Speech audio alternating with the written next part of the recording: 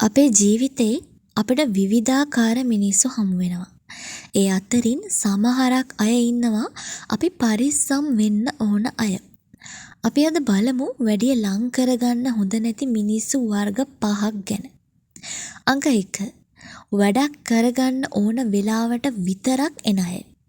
මේගොල්ලන්ට අපිව මතක් වෙන්නේ ඒ අයට මොකක් හරි ඕන වුණාම. වෙන වෙලාවට අපිව මතකවත් නැහැ. ඊළඟට අංක 2. හැම තිස්සෙම බොරු කියන අය.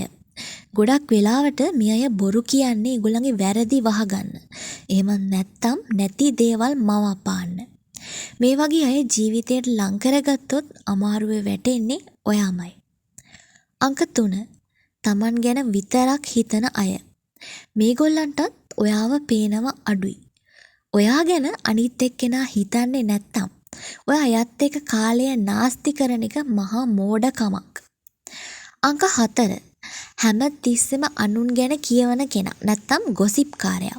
මෙයා කියවන්නෙම අනුන් ගැන. ඒකත් අනුන්ගේ වැරදි ගැන. ඉතින් මෙයාවත් ඔයාගේ ජීවිතයෙන් අයින් කරලා දාන්න ඕන. ඊළඟට අංක 5. කිසිම දෙයක පොසිටිව් පැත්තක් පේන්නේ නැති අය. මේගොල්ලන්ට කිසිම අරමුණක් නැහැ. ඒගොල්ලෝ ජීවිතයේ කිසිම දෙයක් ඇචීව් කරලා නැහැ. මේගොල්ලොන් හදන්නේ ඒ අයගේ පැත්තටම ඔයාව ඇදලා දාන්න. මේ වගේ කට්ටිය ඔයාගේ ජීවිතයේ ඉන්නවා කියන්නේ ඔයාට කවදාවත් ජීවිතයේ පොසිටිව් පැත්ත පේන්නේ නැතිව යනවා.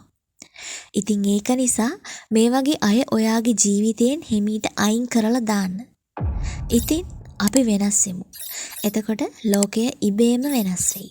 සුබ දවසක්.